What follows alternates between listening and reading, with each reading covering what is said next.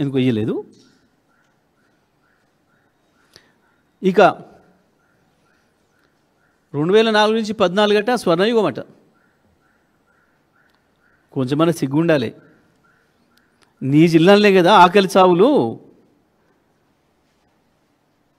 ఎకరాల కొద్ది భూమి ఉన్న వాళ్ళు కూడా పాపం అన్నానికి దిక్కులేక అడుక్క తింటూ బస్టాండ్లలో చచ్చిపోయినరు. నీ మహబూబ్నగర్ జిల్లాలో బస్టాండ్లో చచ్చిపోయినరు. నీ చంద్రబాబు పాలనలో, నీ చంద్రబాబు దత్తత తీసుకున్న నాడే చచ్చిపోయినరు. మహబూబ్నగర్ జిల్లా నాశనం కావడానికి ఎవరైతారు కారణం? నువ్వు పొగుడుతున్న వాళ్ళే కదా ఈ రాష్ట్రాన్ని ఏలింది. వాళ్ళ పాలన నీకు నచ్చింది.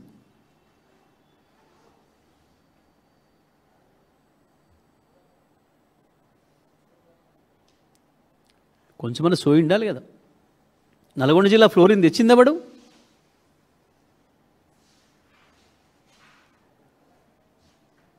ఆదిలాబాద్, కరీంనగర్, నిజామాబాద్ జిల్లాల నుంచి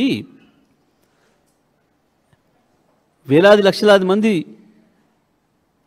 పోయి దుబాయ్ ఇతర ప్రాంతాలకు పోయి వలస బతుకులు బతుకుతూ హింస పడుతున్నది. ఇది ఎవరి పాలనలో? నీ పాలనే కదా, నీ పార్టీల పాలనే కదా.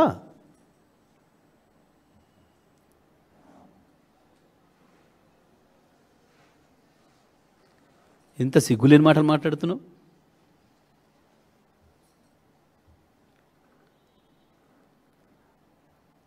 కేసీఆర్ వచ్చి ఏం చేయలేదు. కేసీఆర్ వచ్చినాక బలు పెట్టలేదు. లెక్క రాసుకొని అధికారులను అడిగి తెలుసుకో. భారతదేశంలో 1000 పైగా గురుకుల పాఠశాలలు ఉన్న ఏకైక రాష్ట్రం తెలంగాణ. మనకంటే 3 రెట్ల ఎక్కువ జనాభా ఉన్న రాష్ట్రాలలో కూడా లేవు. దళితులు, గిరిజనులు, మైనారిటీలు, వెనుకబడిన వర్గాల పిల్లల్ని కార్పొరేట్ స్థాయి విద్యతో పోటీపడి చదువును అందించింది కేవలం కేసీఆర్ కాలంలోనే తెలంగాణలో.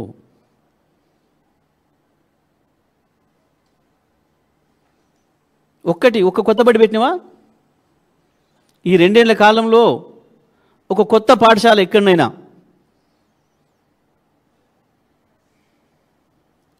ప్రారంభించినవా? ఒక కొత్త ప్రాజెక్ట్ ఎక్కడైనా ప్రారంభం చేసినవా? ఒక కొత్త వంతెనకి ఎక్కడైనా ప్రారంభం చేసినవా? హైదరాబాద్ నగరంలో కేవలం మేము